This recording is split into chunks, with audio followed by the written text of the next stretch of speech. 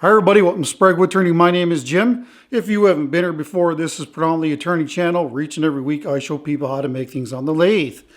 This week we're going to be working with some more bird's eye maple, and this is firewood from my firewood pile. And I know that we've worked with this in the past, and I know that it may look like it's got cracks on the end, but those are actually rays from the bird's eye themselves. So anyway, we're going to put 3 of these pieces together. And at this stage, I don't know what it's going to be. I don't know if it's going to be a vase, hull form. Could even be like a canister or a jar of some sort. First thing we have to do though is size these to the bucket and figure out what we're going to do, what color we're going to use. So let's do that. All right, so this is the bucket that we're going to use. This is an ice cream bucket. It is 11.4 liter. You see me use these lots here on the channel. Here are the 3 pieces of bird's eye maple that we're going to put together. And of course, this is the template that goes in the bottom of this bucket so that we can cut out these pieces. And that way they fit nice in the bucket. So I'm just going to draw these out and we'll go over the bandsaw and cut them out.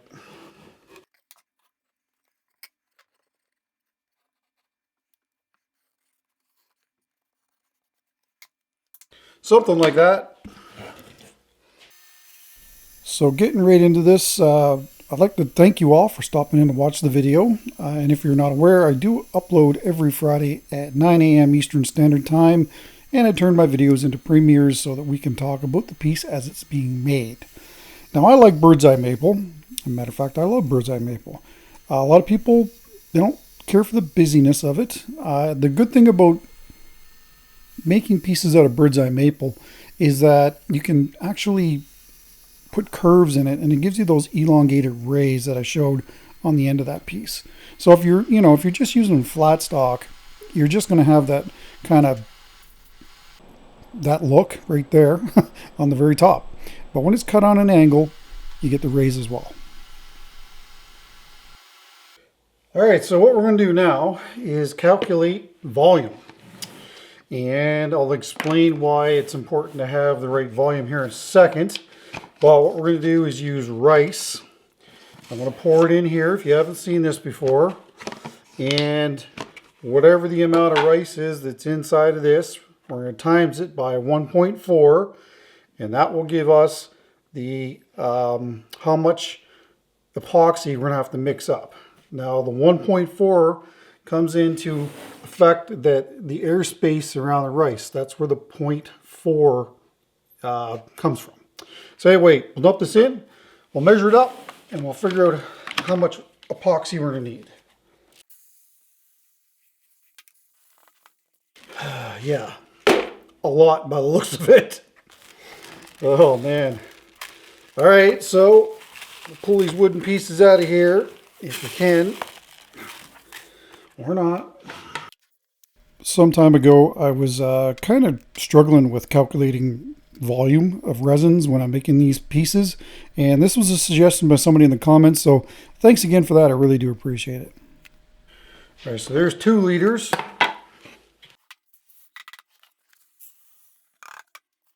There's 4 liters exact. That's a lot of epoxy.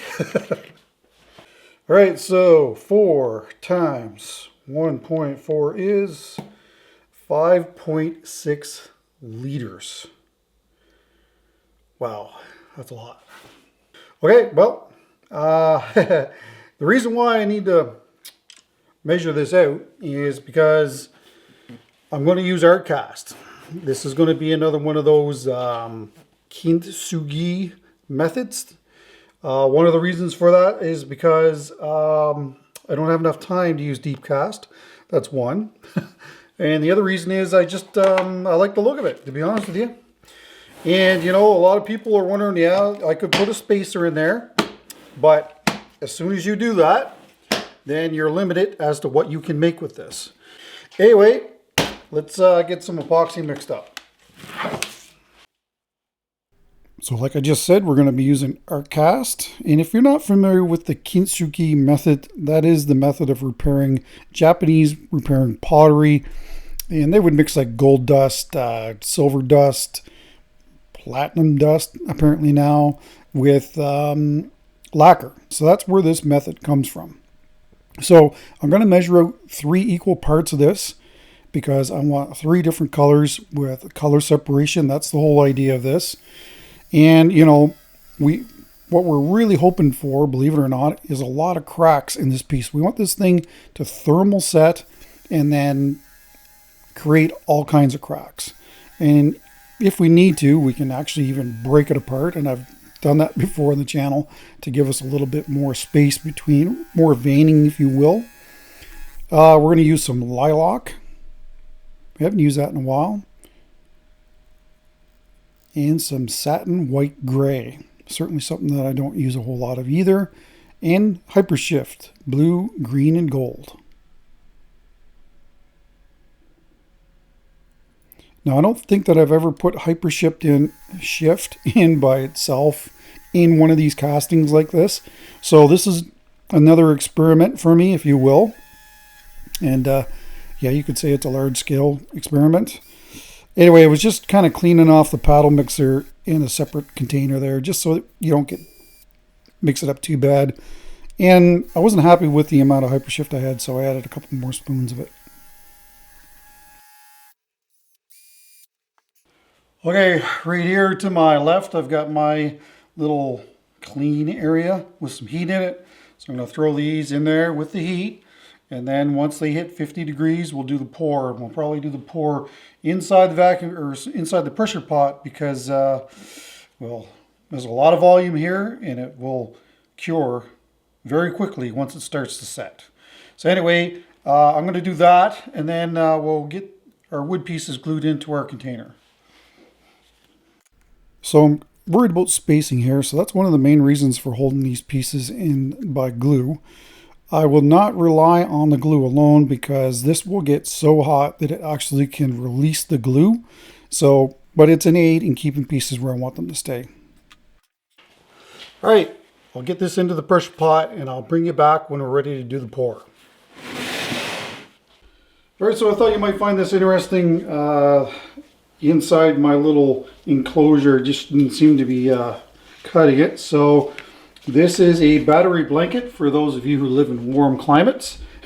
This is a battery blanket that wraps around your battery and it keeps it from freezing in the wintertime. They work amazingly well. But anyway, I figured I'd set these on top of it. And I know that a lot of times people seem to think maybe I don't take very long to stir the epoxy up. So the whole time these have been sitting here, I've been stirring the epoxy.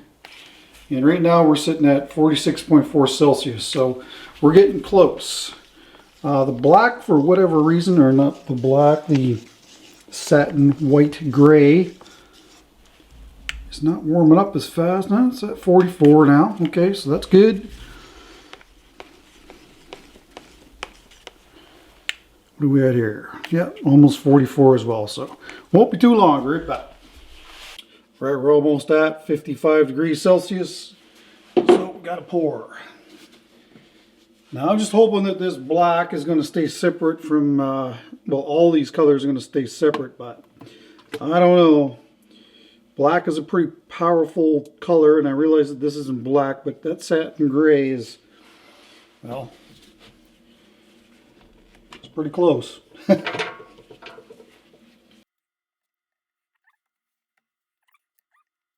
Just keep layering it.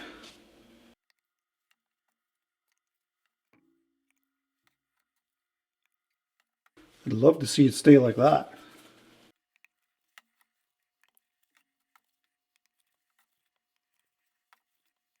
Yeah, it should really start to get hot now. Looks like I've got too much. If it's going to have too much, then not enough.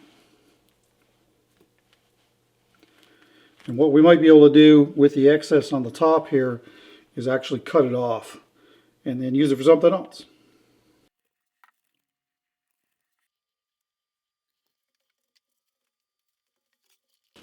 My wife thought that Dwayne needed some eyes, so put some eyes on Dwayne. Hopefully this doesn't overflow. There. We got to quickly get this pressurized. See you in there tomorrow. Well, it is the next day. Good morning. To be honest with you, I thought that I would see some more thermal cracking. Actually, I don't see any thermal cracking. Okay, a little surprised by that. All right, let's pop this out. And if there isn't any thermal cracking, then we can proceed. But there's got to be on the inside. Anyway, let's get it out and we'll go from there.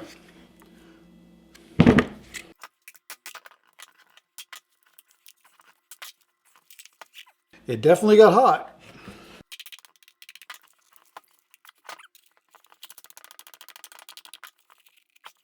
So I haven't had too many bucket fights lately, so well, this is going to be certainly one of them. And the reason why I know that this got so hot is because the plastic didn't really melt that Dwayne was sitting in, but you could tell it was distorted. So it must have got really hot in the pressure pot. Again, when I pulled Dwayne off, I was quite surprised to see that there was no thermal cracking underneath of this. But it just goes to show that you got to be ready for anything when you're working with epoxy. Part of the problem is that the epoxy I don't think is fully cured. So right now I think it's still kind of a little sticky. So that's why it's such a hard time coming out. But usually these HDPE number 2, it doesn't really stick to it all that much, but that's when the resin's cured.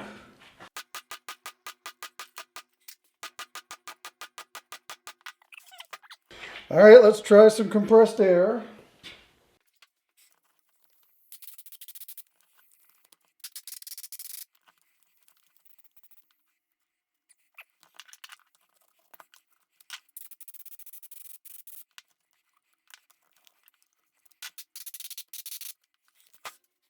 Well, that ain't doing nothing. I've got my arm on this and I can feel it kind of vibrating all around it. So I think it's loose on the sides. It's just all that glue on the bottom that's holding this right now. So after a while of beating on this, I'm just like, okay, I've had enough of this. I've got a bunch of these buckets, so we're just going to have to get out the knife and cut this bucket off because, well, I was going to beat on this thing. I was going to end up destroying the bucket anyway, so.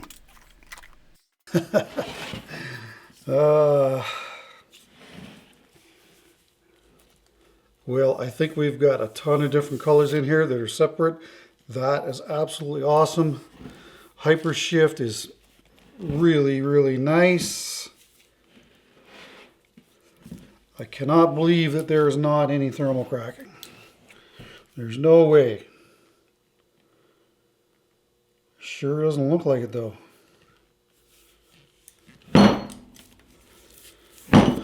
Wow. Yeah. Yet again, the epoxy's in charge. It'll always keep you guessing. It will always keep you guessing.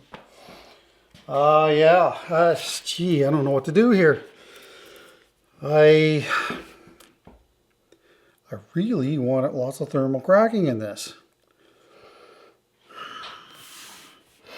I could cut it apart, but that just doesn't seem right. Wow. I'm shocked. Now, maybe there was enough wood in here that pulled enough heat away from it to cure it without thermal cracking, but this should have really thermal cracked.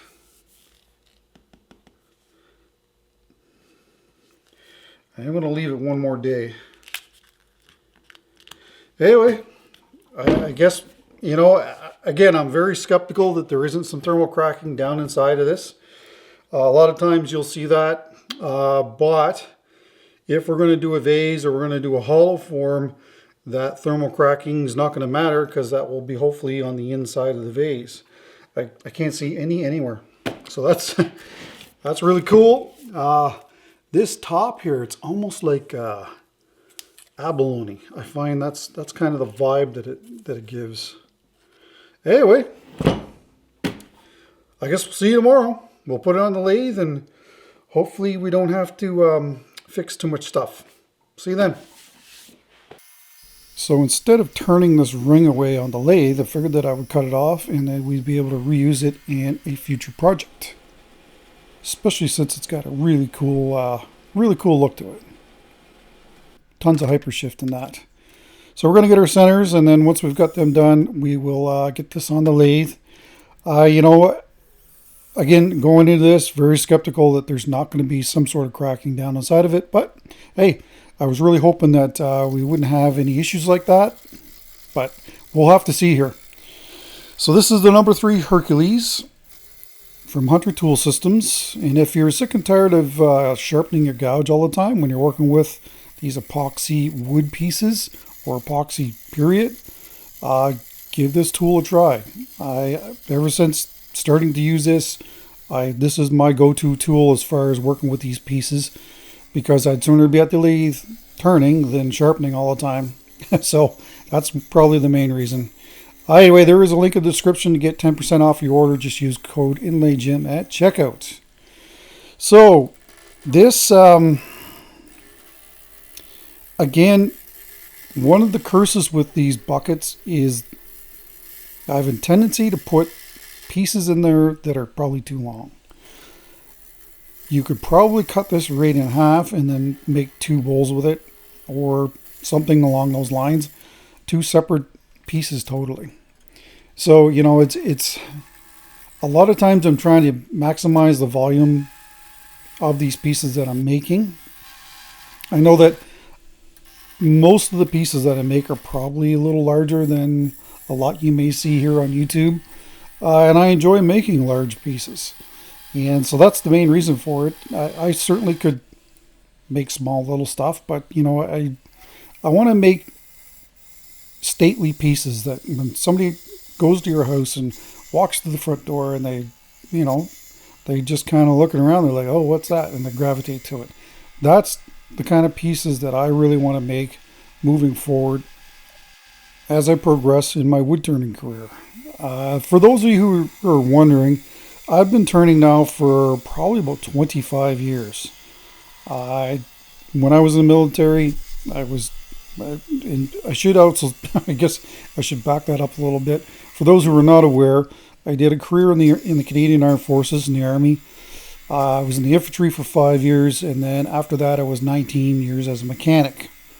And not all the while, but for the vast majority of it, I was actually doing this on the side to supplement my income.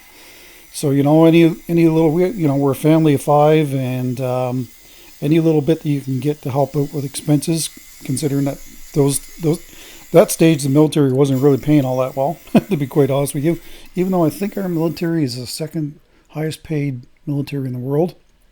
But regardless, there just wasn't seeming to be enough money. So, you know, I was doing this on the side, and it just really appealed to me. And I was, you know, doing a lot of consignment in shops. So that's kind of where it all started for me. And in fact, to just try and get away from the grind, the military grind, the way of life, and just to go out in the workshop and be creative. Well, what do you think so far? Here's our nice elongated bird's eyes. But we do have an issue, and it's a fairly big one. So this is really, really rotten. And of course, you know, when I use the art cast set quickly, so it didn't allow the epoxy to penetrate completely into it. If I was using deep cast, would have been an issue. This would have been all filled in. Not really liking the look of this. And it's kind of split and cracked and punky right here. I mean, you can dig into it quite easily. So, you know, yeah, I could try and stable that. Not going to bother, because you've got this cured epoxy, and then below it is this. So I'll never get to it. Okay, so there's that. And just as I suspected, yes, we have some thermal cracks in here. Yeah, there's one there, a couple there, and one big one right here. So I don't know. What I think I'm going to have to do is whittle this down. We're going to lose probably, 3/4 of an inch off of the overall diameter of this to delete this bad area. And I don't know, this is a little risky, trying to hollow this with these thermal cracks in here. So I don't know, I might turn my outside profile and then, I don't know, do an epoxy pour, try and fill in these areas. I'm not sure. I might just keep on trucking and see what happens. The resin itself though, well, let me get some denatured alcohol. Yep, tons and tons of hypershift.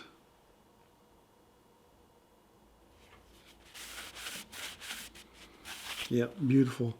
There's another crack there. 1, 2, 3. There's 3 of them. That's probably the nicest epoxy right there. I only see the one. It's funny that they all went in this orientation though. So yeah, I don't know. I'm just going to take this down. Maybe these thermal cracks don't go all the way through, but I'm kind of skeptical that they are. This one's wide open, so I suspect that it does. Anyway, other than that, I mean, the wood itself with these bird's eye, really cool. I really like this look on the outside. And yeah, I'll whittle this down and we'll go from there. As soon as I seen these thermal cracks, I knew that we're going to have to recast this. You know that you have no idea how bad the cracking could be on the inside of this piece. And you know, you could try and turn your outside profile and then fill these cracks best you can.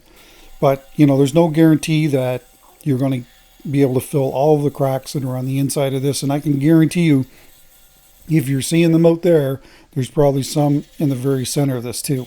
So, you know, I always err on the side of caution when I'm, you know, approaching things like this.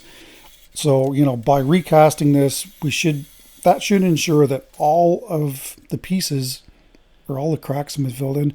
It's still punky, so we're still got to whittle that down. You know, it would be, you know, it would be terrible to have all this time and money invested into this, turn your profile, you know, just try and fill the cracks the best you can, and then when you start to hollow it, the thing flies apart, and you know, you could get injured, you could destroy your equipment, and you know, you're out a ton of money and time because now your casting is in a couple hundred pieces. So, well, in this case, it would probably only be 3 pieces because there's 3 pretty big pieces of wood. So, you know, I always err on the side of caution. I usually try to go for the sure thing. Because, like I said, you've got a lot of money and time invested in this, and not going for the sure thing can really bite you. So that's kind of my philosophy on this stuff. I know that there's going to be some people that say, well, you know, you could have turned this down to its outside profile and then filled those cracks from there, and maybe that would have been effective. In all likelihood, it probably would have been effective. And in the end, I probably would have used less epoxy to do that. But by recasting this piece, that will ensure that all of the thermal cracks have been filled and that we now have a safe casting to work with, and we don't have to worry about it flying apart and, you know, destroying the shop. To be perfectly honest, I don't even know why I decided to turn a tenon on this, and I am going to have an integral tenon here. I'm not going to use a glue block. But I definitely need it to clean off the top and the bottom of the casting to expose any thermal cracks. And on the tenon side, there was a fairly decent sized one. So, you know, again, if you're going to recast this stuff, make sure you clean off not just around the outside, but the top and the bottom. And there's some pretty awesome looking epoxy. Beautiful. In a perfect world, I would have had a bucket that was the proper size, but I don't. So that's 6mm poly. That's what you'd use for vapor barrier in your house. Anybody that's a good contractor would use 6mm poly anyway. And to try and take up some space, I'm going to fill the outside with rice. And in that way, that'll hopefully limit how much epoxy we're going to need to use to fill this again. The great thing about this method is the epoxy will weep into some of these areas that are folded over, and then we'll be able to reuse that in a future casting as well to add some color when you're looking for color separation. There should be enough, lots of room around here to fill in all those thermal cracks. All right, let's mix up some resin. So back again with the art cast. You could have used the Pro Series here, but I think that it's probably best to stick with art cast. And anyway, you know, the other real important thing as far as this method is concerned, if you wrap this in a plastic, you got to make sure that there's lots of space around the wood so that the epoxy can flow into those areas. And I mean, I've done it a few times here where, you know, things were too tight and the epoxy just wasn't allowed to flow into those areas. So very important to leave that airspace so the epoxy can get to all those cracks and fill them properly.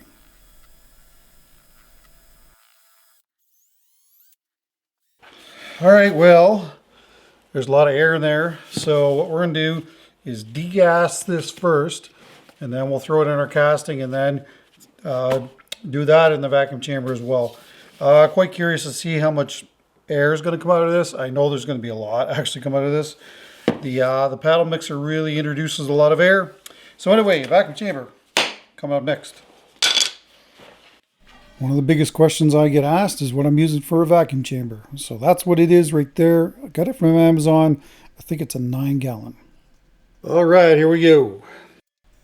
This vacuum chamber did come with a vacuum pump. Unfortunately, the vacuum pump just puts out way too much oil vapor. You have to have oil in this one. Oilless vacuum pumps are by far superior, and the gassed one that I have works absolutely awesome. But this one that came with a system, well, it's a boat anchor. Okay, well, it's been a half hour and I've only got an hour to work with this stuff, so we're gonna have to put it in as it is, and hopefully, as somebody sends me a text, we've got enough of this and I've got enough open time that I can use the vacuum chamber to make sure that all these little thermal cracks are filled. And yeah, I know this is a lot of epoxy, but since a lot of this is folded over, it's going to probably use up a lot of this epoxy. I really like reading the comment section, and one of the things that, and by the way, I do answer and read all comments. I will say that it's starting to get very taxing to do so when you've got, say, 600 comments on a video and you have to answer them. But hey, I want the comments, so please comment away. But one of the things that I find kind of funny, and I had no idea that this would even be a thing, a lot of people really like watching the vacuum chamber footage. There's something satisfying about it. It's maybe in the same category as cleaning videos and cutting lawn videos, this kind of stuff, this kind of content. Anyway, I just find it very interesting, and please keep commenting. But yeah, it's my wife has actually been helping me answer some of these comments because there's no way that I can keep up with it. It was really consuming my life, so she answers a lot of the generic comments, and she leaves all the technical ones for me. So thanks for commenting. We really do appreciate it. Well, I don't want to leave this any longer. I want to get this in the pressure pot. Hopefully all of the thermal cracks have been filled, and we'll see you guys tomorrow. Wish me luck. Hopefully between this and what's already in there, hopefully we'll still have a level above this tomorrow morning. Anyway, see you then. All right, well, good morning. That looks pretty darn close to what we had before. Hoping it is anyway. That way thermal cracking is not real prominent. Anyway, let's get this out of here and see what we're looking at. One of the hardest things that you're going to do as a resin caster is try to match up epoxies after they've been already poured. Now I have a video record. I can go back and look at that and mix things exactly. And on a light wood like this, you probably can match them up fairly decently. But if you have a wood that leaches out any kind of color, then it's going to affect the way that epoxy looks and you'll have a hard time matching it. We'll definitely be able to reuse some of the stuff in future castings.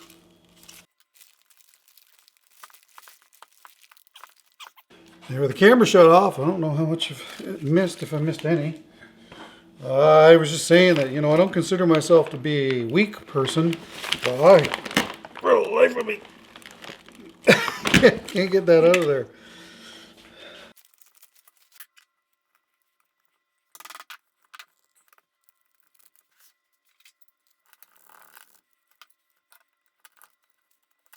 I think what I'll do is I'll get my centers, we'll put this on the lathe and we'll try and cut off a bunch of this stuff that the plastic was wrapped around if we can't pull it off.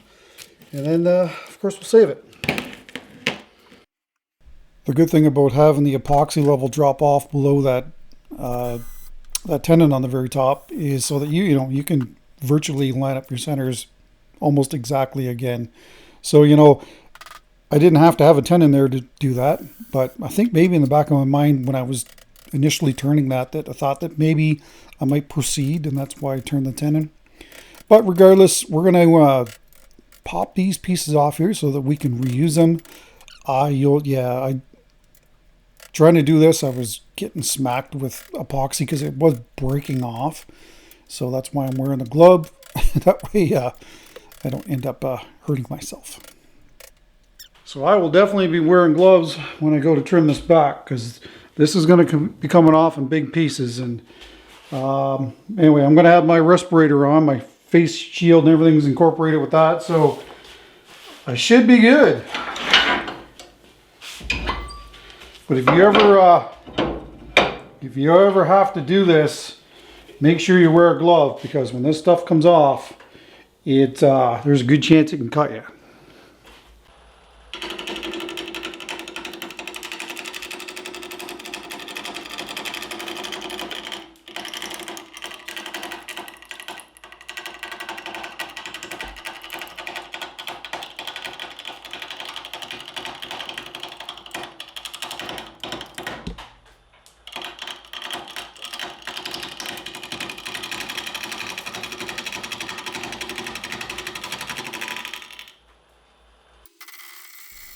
So even though I'm wearing a glove, this stuff can still come off and hit you in the hand pretty hard that it actually hurts you.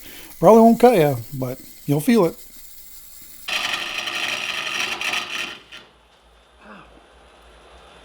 Man.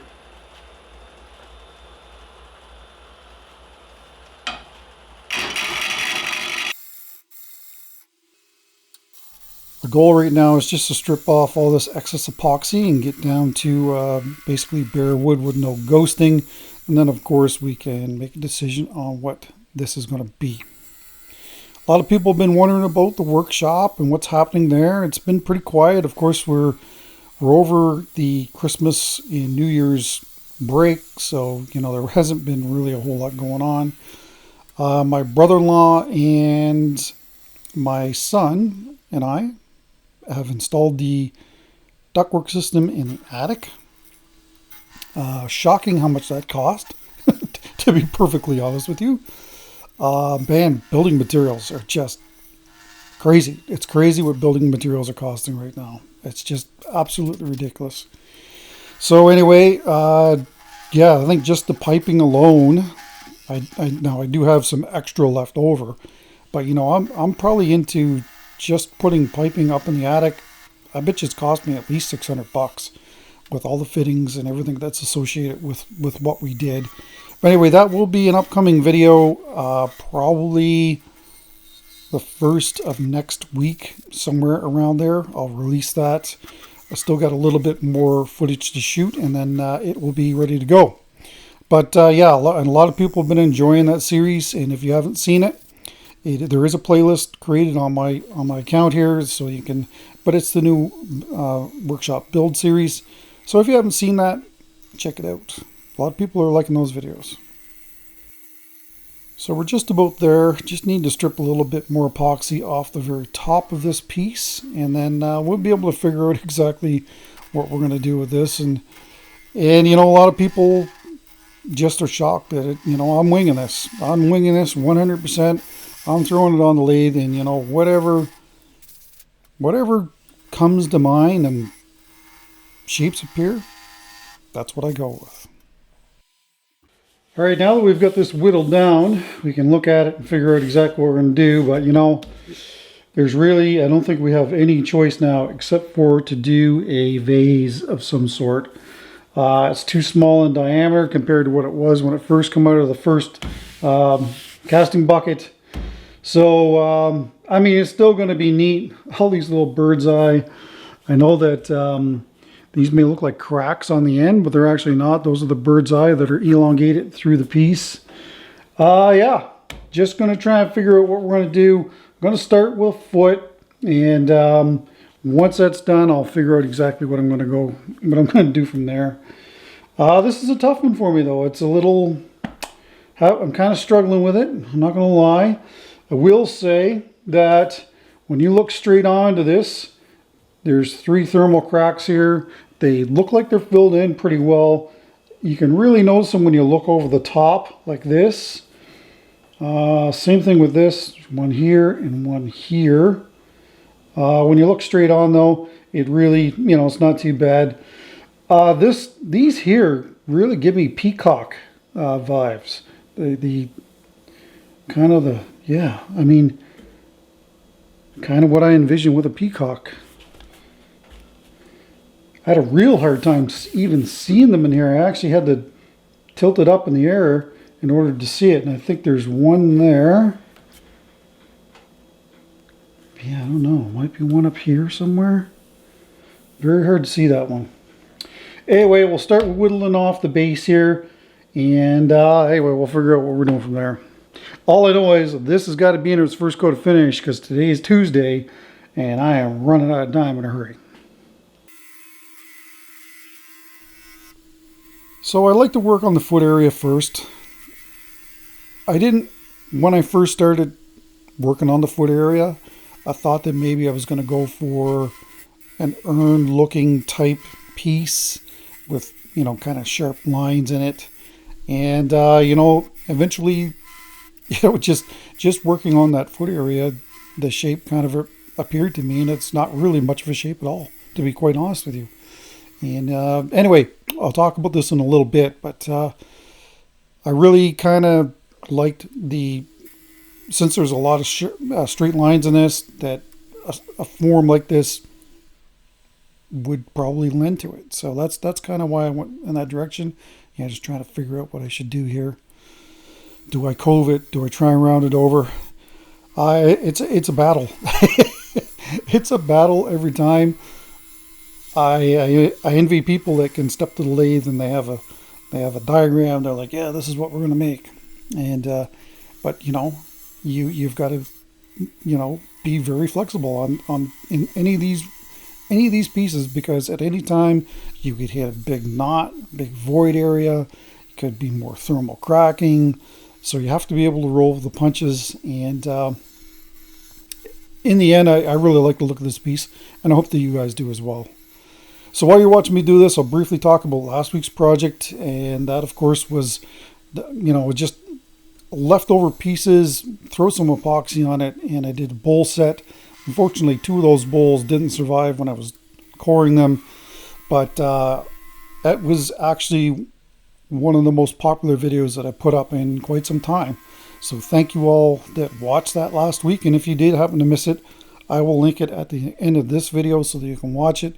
But very, very busy bowls, and I really like the look of them. And well, according to how well the video did, a lot of people did as well. But anyway, we're just going to finish up a little bit more of this cove detail, and then we'll have a chat about this piece.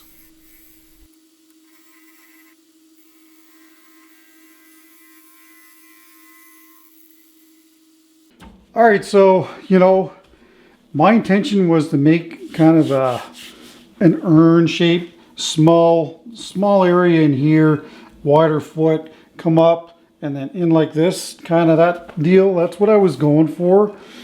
But as soon as I cut this in, I'm like, these straight lines, and this is dished in a bit, but these straight lines will mimic the straight lines you see in the piece, where if you've got a whole bunch of rounded curves in here, I don't know if it would match as much. I know that this is a very simple profile, but sometimes simple is better. And I've never done one like this that I can recall anyway. And anyway, it's almost like a big chalice, if you will. I don't want to make this any thinner because, of course, I'm going to have to set up the steady rest. I would not even contemplate taking out the center of this unless I have a steady rest in place, especially since the majority of this tenon down here is that epoxy tenon, which I'm not a huge fan of. Just throwing that out there. Hopefully it doesn't come back to bite us. Straight into drilling out this piece. Again, I wouldn't even contemplate drilling this out without the steady rest in place. So I think this is a 1 1/16 bit, and then I think I stepped it up to 1 7/8, something like that. And then eventually you're actually going to see me use a 3-inch bit, something that every time I use it kind of scares me, to be quite honest with you. It's a very large bit, removing a lot of material, and usually there's a fair bit of vibration associated with it. So anyway, it worked out this time around. I'd love to be able to use this if I'm just doing vases, because it hogs out a lot of material rather quickly. But the tailstock on this lathe is not the best. Actually, I hate the tailstock on this lathe. I'm sure I've said that 1,000 times already in videos. But anyway, it does get the job done, and I guess that is the important thing. All right, we're all set up and ready for hollowing. As you can see, I've got my steady rest in place. Wouldn't ever think about doing this without the steady rest. And if you're curious, this is a homemade steady rest that was made by my son Braden. And this is the retrofit tool from Hunter Tool Systems.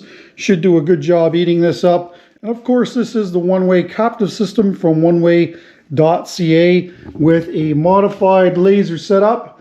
I got this laser off of Amazon. I just had to drill out this a little bit larger and then install a set screw right here. And that's it. That's all you need to hold that. And anyway, let's see how we do here. This should be a fairly easy turn.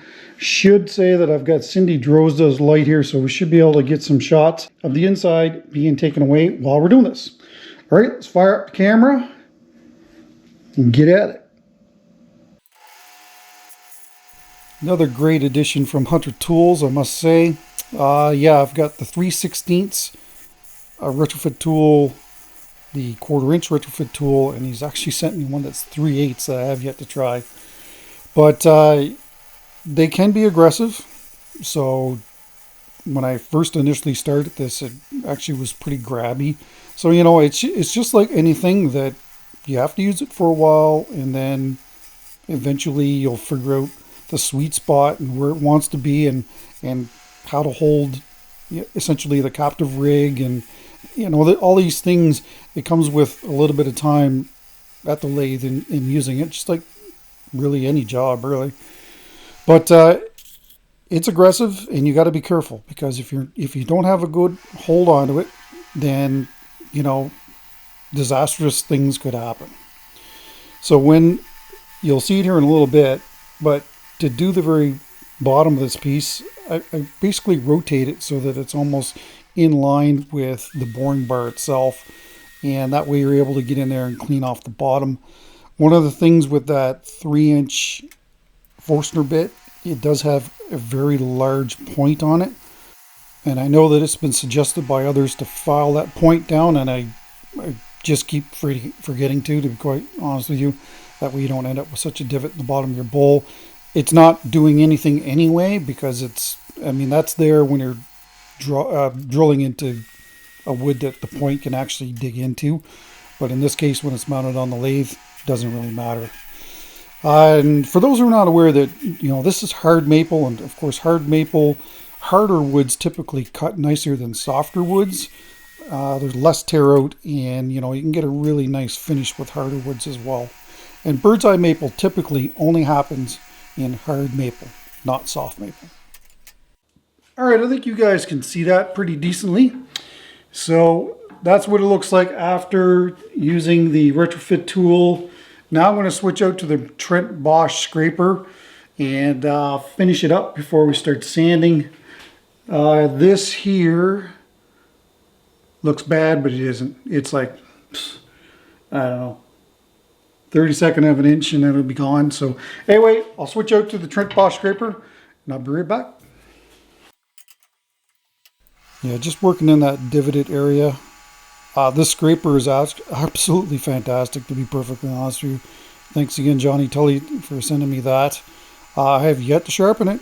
It still is performing. It doesn't have a ton of use on it, but it certainly is probably one of the best scrapers that I've used to get a really nice finish on the inside of projects like this.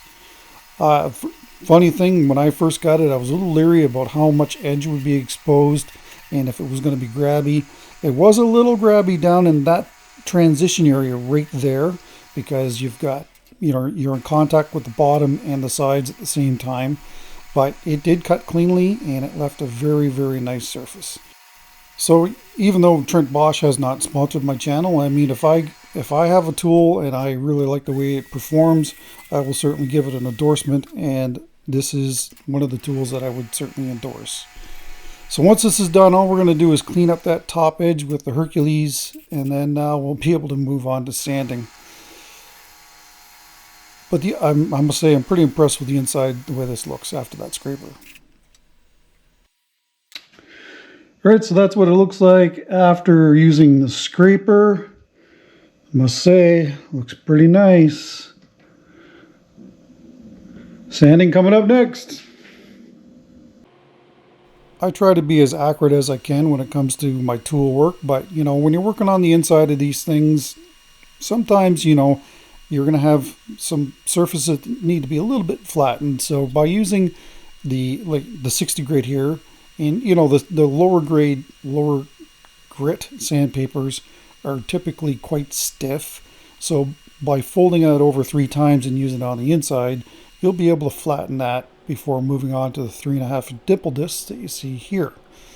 Now I'm still working through my old stock, so that's why if you go to sandpaper.ca's website, you're going to find that the 3.5 inch dimple discs are a different color than this, and that's just because I'm working through my old stock that I have.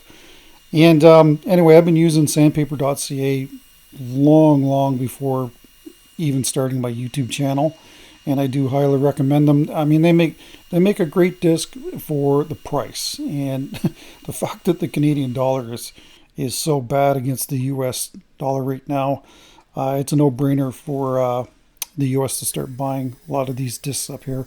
You'll save a ton of money. And anyway, they're a great disc. If you haven't tried them, give them a try. You won't be disappointed. So at this stage, I needed to clean up the outside a little bit. There was some rub marks from the steady rest, not too bad though, but there was a little bit of movement in the piece, so I wanted to get rid of that. So that's why I put that spacer on the top, so that I've got some tailstock support there, because well, at this stage, if I come off the lathe, there might be some crying involved. Let's just say.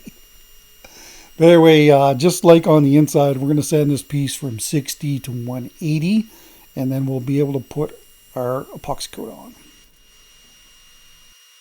All right, what I have here is 3 ounces of the Pro Series and a silicone barbecue brush. Hands down, the most effective way to fill in any little voids and cracks that may be in these pieces is with this method. You don't have to buy a 3-gallon kit of this stuff. It does come in a smaller amount. And anyway, since switching to this method, I've used less finish, and I do find that I can speed projects up faster as well. Check it out.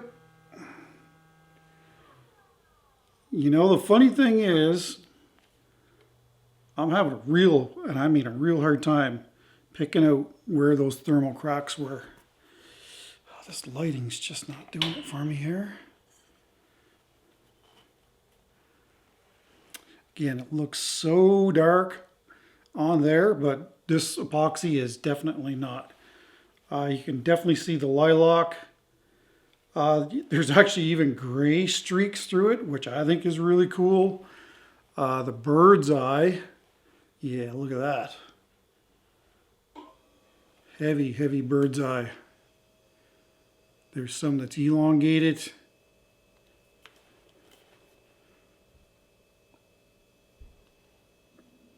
Awesome. And of course, you know, the straight lines mimic these straight lines, and I think that it all works together. I just wish, here, maybe if I did this. Yeah, that's better. Let's try this. There, that's a better representation of the color of the epoxy. You can definitely see the lines in this one. There's one here, and there's one there.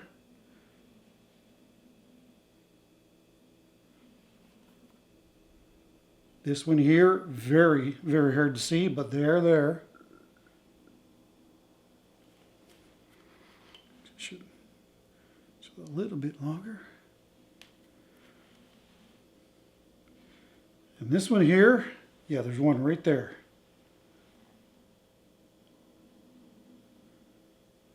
But I do find it cool that you can see how the long streaks of gray and the lilac are in there. And of course that hypershift just makes it pop. Pop very much. Yep. I like it. Let me know in the comments what you think. See you tomorrow for the first coat of finish by Waterlux. All right, I should say that it's actually it's New Year's Eve, so Happy New Year's. See you tomorrow. All right, well, here we are the next day in the pouring rain, I might add. By the way, Happy New Year. It is January the 1st. You can see down on the base, it's all kind of dried up in there, been absorbed. But the outside actually looks pretty decent. Same thing here, absorbed. See some dry spots down here. Pretty typical stuff. Anyway, I'm going to throw this on the lathe. We'll start sanding at, well, these are some pretty good drips here. Probably start sanding at 120 and we'll go all the way to 800 and get our first coat of finish on. Now this certainly does remove the majority of the epoxy, but of course a lot of it is still locked up in the pores, and that helps to seal the wood, and that's why you use less finish. Once that's done, we'll use the Triple E buffing compound from the Beal buffing system. And once that's done, you'll see me switch out to a goblet buff. That way I can get right down to the very bottom. And then when that's done, we'll be able to clean this up with some denatured alcohol and get our first coat of Waterlux. I do get all my buffs from Lee Valley, and they do ship to the US. All right, here's your first coat of Waterlux Gloss Original.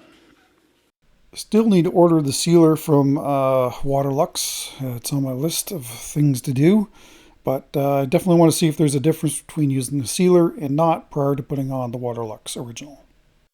There you go, first coat of Waterlux Gloss. Finishes nice and flat, all laid out like it should be. There's the inside.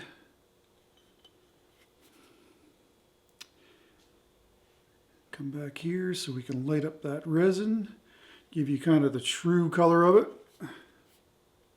In person, it's not dark at all, really. Well, I don't know, a little bit.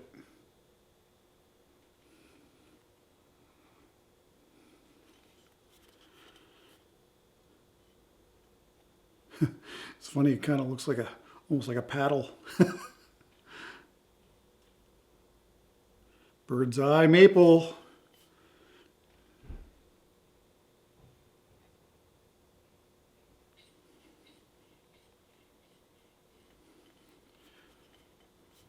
Well, I don't know what we're going to do because today is Wednesday and I'm going to have to finish this video tomorrow. And I'm positive it's going to need another coat. But anyway, we'll see you tomorrow. We'll figure out what we're going to do here. Well, unfortunately, that's going to do it for the video. Only one coat of finish on it. It is still pretty shiny. Just the bird's eye maple, really cool looking stuff. There's typically the look that you would see with furniture when you're using flat stock. But of course, when you're on the lathe, you can get, different looks with it. The chatoyance in this is very nice, I must say. And those elongated bird's eyes going this way. You might hear a lot of wind in the background. It's another windy day here. There's the two-tone look of that, which I think adds to it. The epoxy, well, I absolutely love that right there. That chatoyance with these cathedrals and the three different colors of epoxy really set this piece off. Great color separation with the art cast. It's really only meant to be used for 1 inch in thickness. Yeah, look at that one right there. Can't ask for anything better than that. But we'll see at the end when it's lit up how the thermal cracks line up. But it really depends on how you look at it. Sometimes I look at it, I don't see any at all.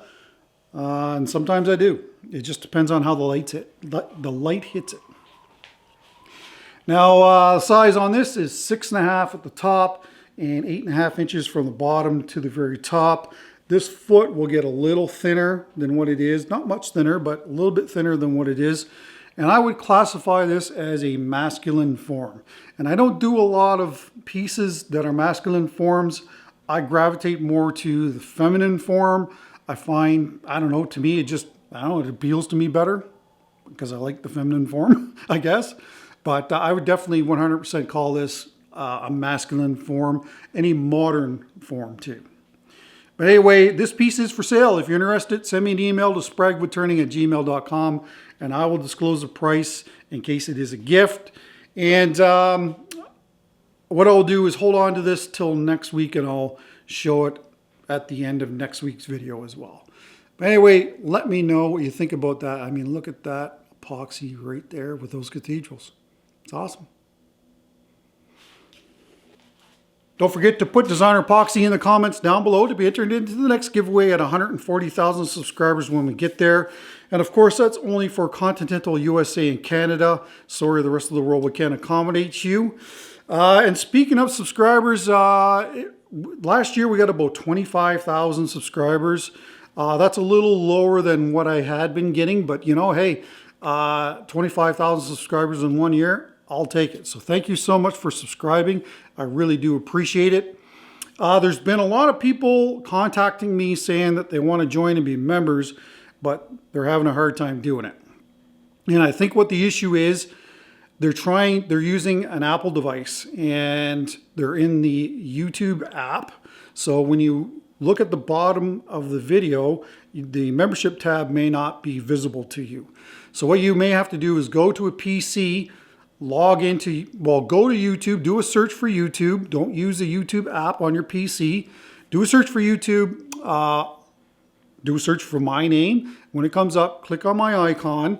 And when you go to the bottom of the videos, it should be visible. If it isn't, you have to log out and log in, and then it should appear, and then you can join.